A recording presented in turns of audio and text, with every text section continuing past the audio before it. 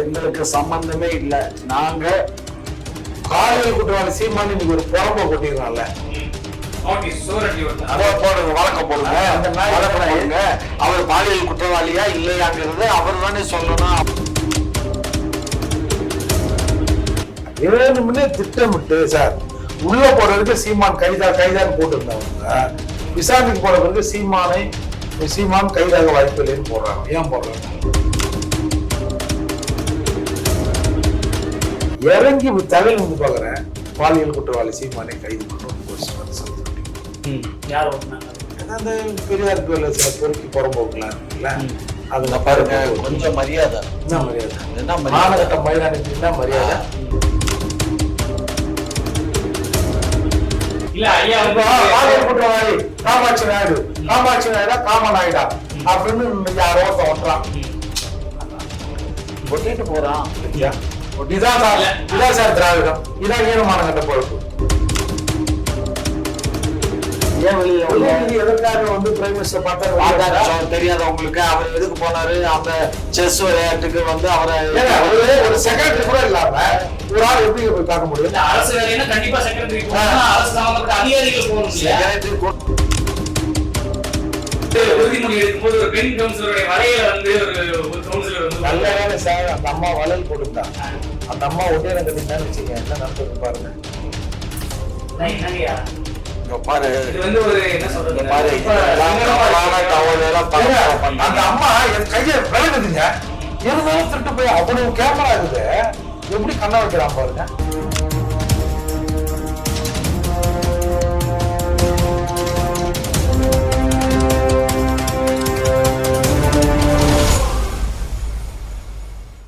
செய்திகள் நேயர்களுக்கு வணக்கம். இன்றைக்கு நம்முடைய சிறப்பு விவாத நிகழ்ச்சிக்கு 2 சிறப்பு விருந்தினர்கள் வருகை தந்திருக்கிறார்கள். சீமான் குறித்த விமர்சனங்களுக்கும் பல்வேறு கேள்விகளுக்கு பதிலளிப்பதற்காக நம்மிடம் 2 சிறப்பு விருந்தினர்கள் இணைந்திருக்கிறார்கள். திமுகவினுடைய முன்னோடியான முனைவர் திரு காமாட்சி ஐயா, அதே போன்று புரட்சி தமிழகம் கட்சியில் இருந்த திரு ஏர்போர்ட் மூர்த்தி அவர்கள், இருவரையும் வரவேற்போம். சார் வணக்கம். வணக்கம். முதலாவதாக வந்து ஐயா கிட்ட இருந்து ஆரம்பிக்கலான் இருக்கேன். நாம் தமிழர் கட்சியினுடைய ஒருங்கிணைப்பாளர் சீமான் அவர்களை வந்து எப்படியாவது அசிங்கப்படுத்தலாம்னு திமுக நினைச்சாங்க, அதுக்காக காவல் நிலையம் வர வச்சாங்க, இன்னும் பல்வேறு நடவடிக்கைகள்லாம் செஞ்சாங்க எதிர்மறையா. அது எதுவுமே பாச்சா பலிக்கல. இன்னைக்கு நீதிமன்றத்தும் சொல்லிருச்சு, இன்னைக்கு அவர் மீது அவதூறு பரப்புனா சட்டப்படி அவங்க புகார் கொடுத்து நடவடிக்கை எடுக்கலாம் அப்படின்னு. இது ஒரு மிகப்பெரிய பின்னடைவா இருக்குமோ அப்படின்னு இன்னைக்கு வருத்த எடுக்கிறாங்க. எப்படியா பாக்குறீங்க அதை? அவதூறு பரப்புனா அவ்வளவுதானே, அவர் பேசினால் அவதூறு சரி பண்ணட்டும். அதுல என்ன எதுக்கு தேவையில்லாம ஒரு மனிதனை எதுக்கு அவதூறு பண்ணணும்? எங்க கட்சியை பொறுத்த மட்டும் எங்க அரசும் சரி எங்க கட்சியும் சரி அவங்க எங்களுக்கு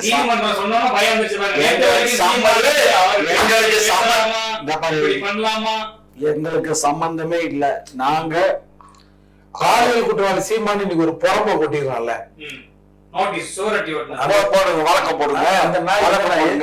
அவர் பாலியல் குற்றவாளியா இல்லையாங்கிறது அவர் தானே சொல்லணும்.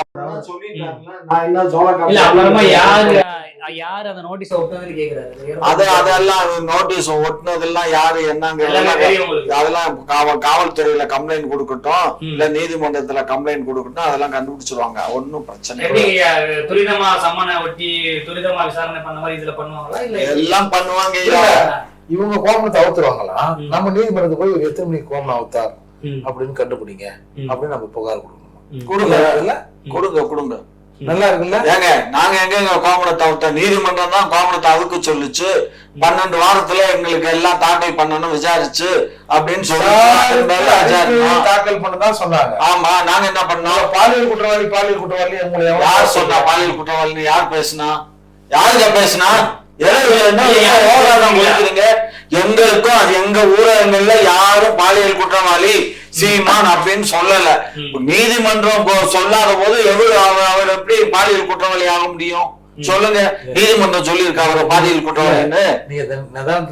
நாங்க தண்ணி போட்டு தான் இருக்கோம். இப்பதான் போட்டேன் தண்ணி. அப்புறம் நம்ம என்ன இதுங்கெல்லாம் வரைமுறை இல்லாத வளர்ந்ததுங்க பிறந்ததுங்க. ஆமா ஆமா, எங்களுக்கு வரைமுறை இல்ல. நீங்க எல்லாம் ரொம்ப வரைமுறையோட திராவிடம் பேசுறவங்களுக்கு எந்த வரைமுறையும். ஆமா, அதாவது என்ஜாய்மெண்ட் வித்தவுட் ரெஸ்பான்சிபிலிட்டி. ஆமாங்க, அப்படித்தாங்க இவங்க அப்படிதான் இவன் குடும்பத்தை அவன் அசிங்கமா பேசுவான், அவன் குடும்பத்தை இவன் அசிங்கமா பேசுவான், 2 பேரும் ஒன்னா நின்று இழிப்பாங்க. அப்பேற்பட்ட சூடு சொரணை மானமற்றவர்கள் தானே இவர்கள். ஏதாவது ஒன்னா இருந்தா சரியா இருக்கும், பலாப்பட்டையா இருந்தா எப்படி இருக்கும்? அப்படித்தான் இருக்கும். இப்ப அவங்க ஏதோ ஒண்ணு நினைச்சு காக்கா உட்காந்து பணம் விழுந்த கதையாயிருச்சு அப்படின்ற மாதிரி கிட்டத்தட்ட ஒரு ஜெயலலிதா அவர்கள் சிறையில இருந்து வந்த போது கூட அந்த 12 மணி வரைக்கும் லைவ் போச்சு. அதே மாதிரி அது வந்து சீமான் அவர்கள் தான் அன்னைக்கு வந்து விடிய வந்து லைவ் போட்டாங்க ஒட்டுமொத்த மீடியா அப்படின்றாங்க. அதை எப்படி ஐயா? இல்ல சார், இவங்களுக்கு தெரியும் சார், இது வந்து நீதிமன்றத்துல இதுக்கு தடை வந்துடும் இவங்களுக்கு தெரியும் சார். அதாலதான் ஒரு நாள் விசாரிச்சு அடுத்த பின்னாடி வந்து டைம் கொடுங்க, அடுத்த விசாரணைக்கு வரோம்னா மறுநாளே தந்து ஓட்டினாங்கல்ல. எதுக்கு? அது அந்த சுப்ரீம் கோர்ட்ல அந்த வழக்கு வந்து பட்டியல் ஆயிடுச்சு, நம்பர் ஆயிடுச்சு. அதால இது விசாரணைக்கு வந்துட்டா சப்போஸ் நெகட்டிவா வந்துச்சுன்னா என்ன பண்றது? அந்த ஒரு நாளில் பாலியல் வழக்கில் சீமான் கைது, சீமான் சிறை செல்ல தயாராகி விட்டார், சீமான் சிறைக்கு போகிற மனநிலைக்கு வந்து விட்டார், சீமான் இறுக்கமாக இருக்கிறார், சீமான் தன்னுடைய அண்ணாக்காரை அறுத்து கொடுத்துட்டாரு, அப்படிலாம் இவங்க செய்தி போட்டாங்கல்ல. அது திராவிடத்தின் அரிப்புக்கு இந்த மீடியாக்கள் சொரிந்து கொண்டாங்க. வேணும்னே திட்டமிட்டு சார் உள்ள போற வரைக்கும் சீமான் கைதான்னு போட்டு இருந்தவனுங்க விசாரணைக்கு போற பிறகு சீமான் கைதாக வாய்ப்பு இல்லைன்னு போடுறாங்க. ஏன் போடுறானோ? சார் நீதிமன்றம் 12 வாரங்களுக்குள் இது விசாரித்து அறிக்கையை தான் தாக்கல் பண்ண சொன்னாங்க. சீமான் சப்போஸ் விசாரணைக்கு நான் ஆஜராக மாட்டேன் அப்படின்னு எங்கேயோ எஸ் ஆயிட்டாருன்னா அவர் தேடி கண்டுபிடிச்சு கைது பண்ணி ரிமாண்ட் பண்ணலாம், அதுக்கு சட்டத்துல இடம் இருக்கு. ஆனால் விசாரணைக்கு வருகிற ஒரு நபரை விசாரணைக்கு ஒத்துழைக்க வந்து இசைவு தெரிவிச்சவரை போய் அவர் கைதாவாருன்னா இது வந்து போகுது. ஐயா சொல்றாரு நாங்க அந்த மாதிரி எந்த வித காழ்ப்புணர்ச்சியும் பண்ணல, சட்டப்படி அவங்க போலீஸ் நடவடிக்கை எடுக்குது சார். நான் போன ஒரு கூட்டத்துக்கு போறேன் சார், போய் திண்டுக்கல்ல இறங்குறேன் சார். இறங்கி தலையில வந்து பாக்குறேன், பாலியல் குற்றவாளி சீமானை கைது பண்ண ஒரு போஸ்ட் அந்த சவுத்துல ஒட்டிக்குது. யார் ஓட்டுனாங்க? அந்த பெரியார் பேர்ல சில பொறுக்கி புறம்போக்குலாம் இருக்குல்ல, அதுல பாருங்க கொஞ்சம் மரியாதை. என்ன மரியாதை? என்ன மாநகட்ட மயிலானுக்கு என்ன மரியாதை? ஐயா நோட்டீஸ் ஒட்டினா நீங்க கோவப்படுறீங்க, நீங்க கோவப்படுறீங்க பாரு. யாரோ நோட்டீஸ் ஒட்டினவங்கள திட்டுற, நோட்டீஸ் ஓட்டும் எவனோ ஒருத்தன் ஓட்டுறான். ஆமா, அந்த நாய்க்கு போய் சேருது. எதுக்குங்க தேவையில்லாம? ஓ இல்ல ஐயா, பாலியல் குற்றவாளி காமாட்சி நாயுடா காமநாயுடா அப்படின்னு யாரோ ஒருத்தன் ஓட்டுறான், ஒட்டிட்டு போறான். இதான் சார் திராவிடம், இதான் ஈனமானங்கட்ட பொழப்பு. நான் ஒத்துக்க முடியாதுல்ல. நீங்க எல்லாம் கவரிமான் பாருங்க. ஆமா, உங்க ஒருத்தர் வந்து இழிவான சொற்களை பயன்படும் போது உங்களுக்கு கோவம் வரணும். அப்பதான் உங்களுக்கு ஒரு யாருக்கு கோவம் வரணும்? தனி பாதிக்கப்பட்டவருக்கு தனி மனிதனுக்கு வரணும். அந்த கோவம் வந்துச்சு, அதனாலதான் அவர் கேட்டாரு, நான் என்ன சோளக்காட்டு கூட்டிட்டு போயா கற்பழிச்சேன், தூக்கிட்டு போயா கற்பழிச்சேன்னு பேசினாரு. அது அவருடைய ஸ்டைலு, அவருடைய ஆத்தாம, அது மனசு வெம்பி போய் பேச அது ஏத்துக்கலாம்.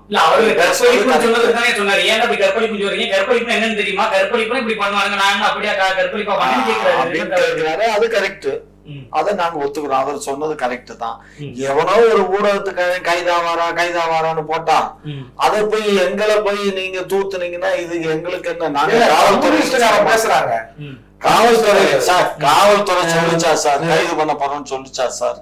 நாங்க சீமான் கசிய விடுறது, கசிய விடுறோம். கைது இல்லையா?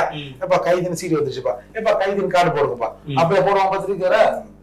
பத்திரிக்கைக்காரன் பண்ற வேலைக்கு நாங்க பொறுப்பு இல்ல சார். நீங்க பத்திரிகை வழக்கு தொடங்க ஒவ்வொன்றுத்துக்கும் வழக்கு தொடங்க. காலைல சாப்பிடுறது இருந்து நைட்டு தூங்குற வரைக்கும் அவன் கோர்ட்லயே தான் இருக்கணும். அப்படியா? வழக்க தொடுங்க. அதான் வழக்கறிஞர் வழக்கறிஞரை வச்சு டெல்லியில வாதாடி இருக்காரு மாப்பிள்ள சார். நீதிமன்றத்துல வந்து 12 வாரங்களுக்குள்ள விசாரிக்க சொல்லி தான் சொல்லியிருக்காங்க. ஏற்கனவே 2 பேருமே விசாரணைக்கு ஆஜராகி பலமுறை வாக்குமூலம் கொடுத்துருக்காங்கல்ல. பலமுறை கொடுத்தாலும் நீதிமன்றம் ஆவணத்தை கொடுத்திருக்காங்க. எதுக்கு இப்ப மீண்டும் சம்மனை போய் ஒட்டி எதுக்காக மீண்டும் அவர் காவலை வர வச்சு கேக்குறாங்க? நீதிமன்றம் இப்ப உத்தரவு போட்டதுக்கு நம்ம வழக்கு அவங்கள கூப்பிட்டு விசாரிக்கணுமா வேண்டாம்? ஏற்கனவே விசாரிச்சது வேற. நீதிமன்றம் சொன்ன பின்னாடி செய்யணும், விசாரிக்கணும் தான். அவ்வளவுதான், விசாரிச்சாங்க, அவ்வளவுதான் விசாரிச்சாங்க. அதுக்கடையில இப்ப அதை கூட இன்னும் நீதிமன்றத்துல கொண்டு நம்ம இன்னும் ஃபுல்லா சப்மிட் பண்ணல. அதுக்குள்ளேயே அது ஸ்டே பண்ணிட்டாங்க 2 மாசத்துக்கு. அவ்வளவுதான். ஒரு 2 பேர்த்தையும் காம்ப்ரமைஸ் பண்ணிக்கோங்கன்னு சொல்லியிருக்கு உச்ச நீதிமன்றம். அவங்க காம்ப்ரமைஸ் ஆகிட்டாங்கன்னா ரொம்ப நல்லது. எங்களுக்கு என்ன அப்புறம் உங்களுக்கு என்ன பேசுறதுக்கு அரசியல் இருக்காது? எங்களுக்கு என்ன அரசியல் இல்ல. ஏங்க இந்த யூடியூப்கார நாய்களுக்கு வேணா அரசியல் இல்லாம இருக்கலாம், பத்திரிகைக்காரங்களுக்கு வேணா அரசியல் இல்லாம இருக்கலாம். எங்களுக்கு என்னங்க வந்தது? எங்க கட்சியை பத்தி நீங்க தரக்குறைவா பேசுறது முதல்ல நான் பேசல. அப்புறம் உங்களுக்கு பேசுறதுக்கு இந்த தரந்தான விஷயம் மட்டும். எங்களுக்கு தரந்தான விஷயம் இவர் இல்லங்க. எத்தனையோ நாங்க இங்க பாருங்க சுபவி சொல்றாங்க, இங்க பாருங்க சுபவி சொன்னார்னா அவருடைய தனிப்பட்ட கருத்து. அதான் அவர்கிட்ட எங்களுடைய கட்சியினுடைய கருத்து அல்ல சார். எங்க கட்சி எங்க தலைவரே சொல்லியிருக்காரு, சீமானை யாரும் டச் பண்ணாதீங்கன்னு சொல்லியிருக்காரு. புரிஞ்சுக்கோங்க. பயம் இல்லையா? தேவையில்லாம ஒரு மனிதனை நம்ம ஏன் அவர்கள் பரப்பணுங்கிற நல்ல எண்ணத்துல அவர் சொல்றாரு. கட்சி 3000 பேர் வந்து சேர்ந்து நின்னா அது கட்சி எங்க தலைவர் வந்து நிக்கிறாரு. இந்த கட்சியில கூட தெரியாது. அத பத்தி என்னங்க இருக்கு? ஒரு கூட்டம் வர்றாங்க வாங்க அப்படின்னா வர்றாங்க. கூட்டம் வந்து அவ்வளவு கூட அதுல ஒரு பேட்டி எடுத்து போட்டுருக்காரு. எதுக்குமா வந்துருக்கீங்கன்னு கேட்டா இருக்கும் நாங்க தமிழர் நாங்க சேரணும், நாங்க 500 ரூபாய் கொடுத்தாங்க வந்தேன்றாங்க. இப்ப எல்லாம் கட்சிக்கு இது மாதிரி எல்லாம் எங்களாலையும் எடுத்து போட இயலும். இல்ல உங்க கட்சியில ஆளே இல்லையா? ரோட்ல வர பிள்ளைகிட்ட கூப்பிட்டு ஒரு 50 ரூபாய் கையில கொடுத்து இந்த மாதிரி பேசுமானா அதெல்லாம் பண்ணுவாங்க இல்ல. அதெல்லாம் நீங்க செட்டப் பாரு. உங்க செட்டப் வேலை எல்லாம் மாப்பிள்ள சார் செட்டப், இதெல்லாம் எங்களுக்கு எதிர்கட்சிகள் பண்ணக்கூடிய செட்டப். இது எங்களுக்கு ஏற்கனவே எங்க தோல்ல கடிச்சுக்கிட்டே ஒருத்தன் உட்கார்ந்து இருக்கான். பாரதிய ஜனதான்னு ஒருத்தன். ஆமா, எங்களுக்கு க்ளோஸ் இருக்கான். க்ளோஸ் எங்களுக்கு க்ளோஸா மாப்பிள்ள சாருக்கு க்ளோஸாங்கிறது நீங்க பாருங்க. யாரு எச் ராஜாவுக்கு சப்போர்ட் பண்றாங்க. அதுக்கப்புறம் அவர் சொல்றாரு ஆதாரம் என்கிட்ட இருக்குங்கிறாரு தலைவர் எச் ராஜா. நான் சீமா பக்கம் தான் சொன்னா அப்ப இதெல்லாம் பொய்ய சொன்னேன். இதெல்லாம் உண்மையா சொல்லியா? நீங்க இப்படி சொல்றீங்கல்ல, சில தரகத்துக்கு வெங்கைய நாயுடு, காயனவெளியில ராஜ்நாத் சிங் வந்து இங்க இருக்கிற உதயநிதி போய் தனியா போய் பிரைம் மினிஸ்டர் பார்க்கலாம். இதான் என்ன கணக்கு சார்? அவங்க ஆளுகின்ற ஒன்றியத்துல ஆளுகின்ற கட்சி, நாங்க மாநிலத்தில் ஆளுகின்ற கட்சி. அவங்களை நாங்கள் போய் பார்ப்பதும் அவர்கள் எங்களை பார்ப்பதும் அரசு சம்பந்தப்பட்ட விழாக்களிலும் அரசு சம்பந்தப்பட்ட செயல்பாடு. அரசு சம்பந்தப்பட்டது உங்க பர்சனல் இல்ல. பர்சனல் இல்ல. அப்படி இதெல்லாம் வெளியில வரணும் இல்ல.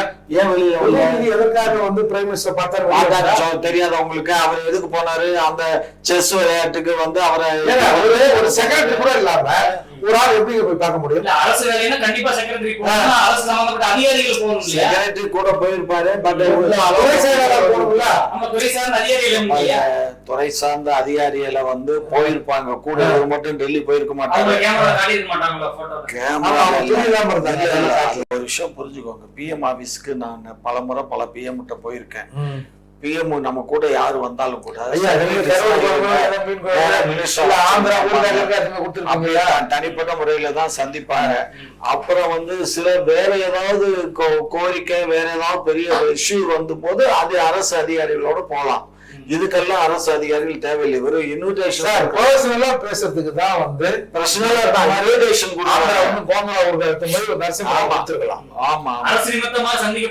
ஒத்துக்கிட்டாரு.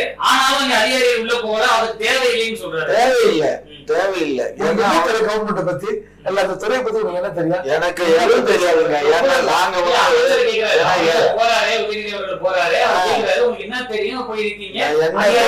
எல்லாம் தெரியாதுங்கிறதெல்லாம் நீங்க அவர்கிட்ட பேசி பாருங்க. அவருடைய ஸ்டேட்மெண்ட் எல்லாம் பாருங்க. அவரு எப்படி லாக்கால அவரு ஆய்வு பண்றாரு. ஒவ்வொரு கூட்டங்கள்லயும் அவன் துண்டை காணான் துணியை காணான்னு நடுங்கிட்டு கிடக்காங்க. அந்த அளவுக்கு கேள்வி கேட்கிறாரு. ஒவ்வொருத்தனையும் இது பண்றாரு. புரிஞ்சுக்கோங்க. ஒருத்தர் பேப்பர் திருத்தினாராம் சார். தமிழ் பேப்பர்ல ஹிஸ்டரி எழுதி வச்சானா ஒருத்தர். அதுவும் தமிழ் இதுவும் தமிழ் தானுங்க. அந்த மாதிரி எப்படின்னா இவரு ஏர்போர்ட் எப்படி தெரியுமா?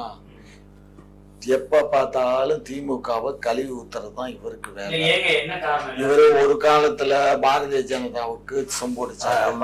இப்ப சீமா மேடையில பேசுறாரு. சீமா மேடையில பேசிட்டு இருக்கும் போதே இன்றைக்கு வந்து டாக்டர் ஐயா மேடையில பேசுறாரு. இவங்க இவரு அந்த ஐயா இந்த ஐயா ரெண்டு ஐயா பிராமணர் சங்க மாநாட்டுல கூட கலந்து அது பிராமணர் சமாஜ் மாநாட்டுக்கு போனா நீங்க பிராமின் தானே? இவரு பார்ப்பனர் அவர் பிராமணர் வந்து சீமானாருடைய மேடையிலேயோ இல்ல வந்துட்டு பிற மேடைகளிலேயோ போய் பாமக மேடையில வந்து பேசுவதனால திமுகவுக்கும் திமுக சார்ந்தவர்களும் எங்களுக்கு யார் பிரச்சனை? நான் சொன்னேன் எங்களுக்கு எந்த பிரச்சனையும் இல்லை. எங்களை பற்றி தவறாக சித்தரிக்கும் போதுதான் நாங்க இவங்களுக்கு பிரச்சனை இவங்கதான், வேற வெளியே இல்ல. ஆமா ஆமா, இவங்க கட்சிக்காரன் தான். கொடி கட்டுன்னு அங்க போவான், பொங்கல் பின்னாடி போவான், கொடி கட்டுன்னு காம்பவுண்ட்ல ஹோட்டல்ல அது உள்ள பூந்து போவான். அதான் பிரச்சனை. ஐயா கூட்டம் சொன்ன ஞாபகம் வந்தது. இந்த நீலகிரி உரையில கூட சும்மா வந்து உறுதிமொழி எடுக்கும்போது ஒரு பெண் கவுன்சிலருடைய வலையில வந்து ஒரு கவுன்சிலர் வந்து நல்ல வேலை சார், அந்த அம்மா வலையில் போட்டுருந்தா. அந்த அம்மா ஒட்டியாரம் கட்டியிருந்தான்னு வச்சுங்க, என்ன நடந்திருக்கு பாருங்க. என்னங்கய்யா இங்க பாரு, இது வந்து ஒரு என்ன சொல்றது பாரு, அந்த அம்மா கைய விளங்குதுங்க, இருந்தாலும் திருட்டு போய் அவ்வளவு கேமரா இருக்குது, எப்படி கண்ணா வைக்கிறான் பாருங்க. கேமரா சிக்கினதுனால இப்ப பதில் சொல்ல முடியாம இருக்காங்க, இல்ல இல்லைன்னு சொல்லிருப்பாங்க, மறுத்து இருப்பாங்க. இல்லங்க, அவருக்கும் கேமரா இருக்கு தெரியும்ல. இப்போ இவ்வளவு கேமரா இருக்கும்போது அதை நேக்கா கைட்டிடலான்னு பாக்குறவன் தனியா அந்த அம்மா சிக்கிந்தா என்ன பண்ணிருப்பான்? இல்ல அத கையா தான் பதில் சொல்லணும். நான் தான் சொல்லிட்டேன், அதுல ஏதோ வண்டோ தேலோ போய் உட்கார்ந்துருக்கு, வளையல்ல அதை தட்டி விடுறான் அவன். அது போகல, அதை பிடிச்சி உருப்பி விடுறான். அவ்வளவுதான். அவங்க கையை எடுக்கிறாங்க, இவன் மறுபடியும் இவன் சொல்றான், கேட்கல, வாயை திறந்து சொல்றேன், அம்மா அம்மா ஏதோ சொல்றான், எனக்கு சரியா கேட்கல, அந்த சத்தம் இருக்கு. போன் பண்ணி கேட்டு பாருங்க. அவன்கிட்ட போன் பண்ணி நான் எது கேட்கணும்? அந்த அம்மா ஏதாவது புகார் கொடுத்தா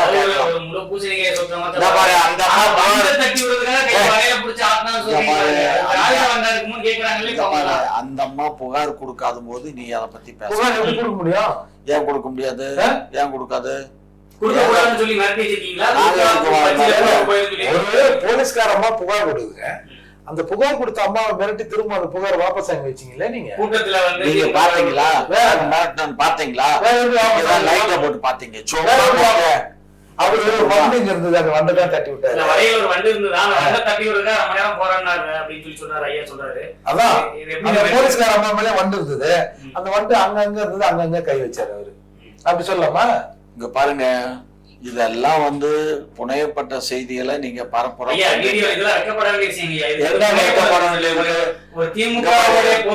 முதலமைச்சருடைய பிறந்தநாள் உறுதிமொழி இருக்கும்போது ஒரு பெண்ணு கூட பார்க்காம ஒரு கவுன்சிலர் வந்து அந்த அம்மாக்கு எங்க போச்சு? பேர் நாங்க இருக்கிறோம்ல, வரலாமா? வரலாமா? அது திமுக தெரிஞ்ச பிறகு வரலாமா? ஐயா வந்து குறிப்பிடும் போது சொல்றாரு, நாம் தமிழர் கட்சியில இருந்து பெண்களை வைத்துக் கொண்டு சீமானவர்கள் அப்படி பேசலாமா? அது வந்து பெண்களுக்கான பாதுகாப்பு இருக்கு, அப்ப பெண்களை வந்து கொச்சைப்படுத்தான்னு ஐயா சொல்றாரு. அப்ப இது போன்ற சம்பவங்களை சுட்டி காட்டும் போது ஐயா என்ன மாதிரியான கருத்துக்கள்? அதான் ஐயாவுக்கு பதிலாக நான் சொல்றேன்ல, எங்களுக்கு தெரிஞ்சு நீ வரலாமா ஒத்தையில?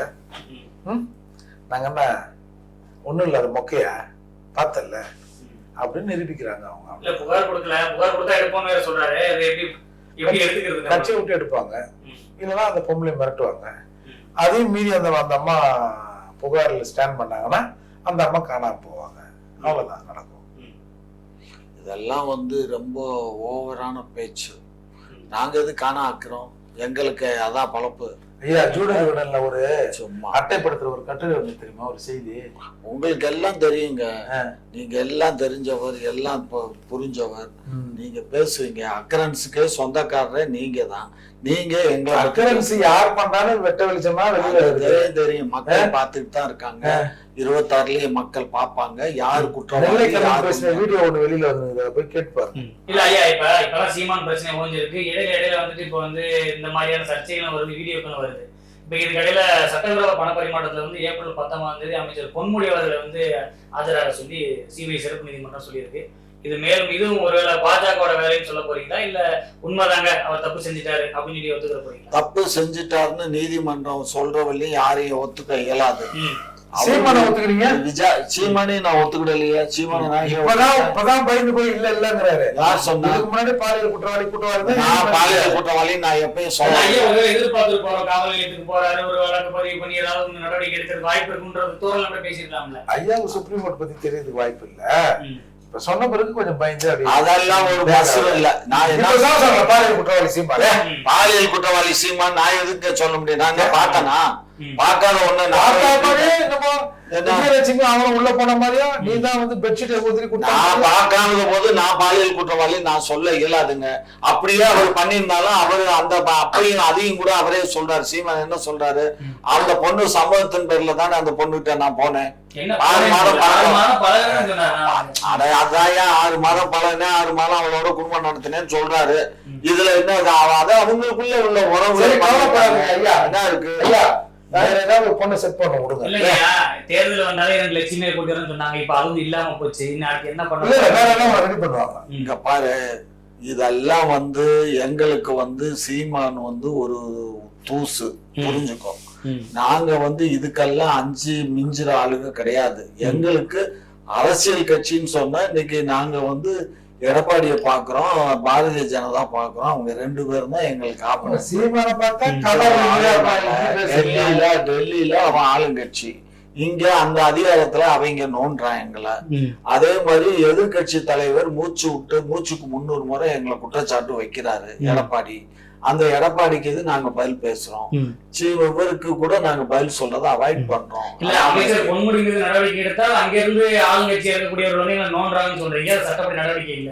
இங்க சீமானவர்கள் மீது வந்து இங்க சட்டப்படி நடவடிக்கை எடுக்கிறத வந்து நான் எங்களுடைய தூண்டுதல் இல்ல, அவங்க சட்டப்படி நடவடிக்கை எடுக்கிறாங்க. சிபிஐ வந்து வழக்கு தொடுத்து விசாரணைக்கு போனா எவன் ஒரு தப்பு நிரூபிக்கப்பட்டா அன்னைக்கு ஏற்கனவே குற்றம் நிரூபிக்கப்பட்ட குற்றவாளிங்க பொன்முடியா அவங்க மனைவி. ஒத்துக்கிற மாட்டேங்கிறாங்க. பாருங்க, வழக்கு வந்து உச்ச நீதிமன்றத்துல பெண்டிங்ல என்ன ஸ்டே பண்ணிருக்குல்ல. யார் போயிருக்காங்க, என்ன பெண்டிங்ல என்ன சொல்லிருக்காங்க, எதை போஸ்ட்போன் பண்ணிருக்காங்க? அவர் தண்டனையை வந்து நிறுத்தி வச்சிருக்காங்க. தள்ளி வைங்கன்னு அதான் தண்டனை. அதுக்கு பேரு தான் அந்த வழக்கு நடக்குது. அந்த வழக்கு நடக்குது. நிரபராதின்னு சொல்லலங்க. உன்னை போட்டு நிரபராதின்னு நான் சொல்லிச்சுன்னு சொல்றேன். போக சொன்னாங்கய்யா. சரி ஒரு 10 நாள் கொடுங்க பாவம், அதுக்குள்ளே அவ்வளவுதான் ஸ்டே பண்ணிருக்கு, அவ்வளவுதான்.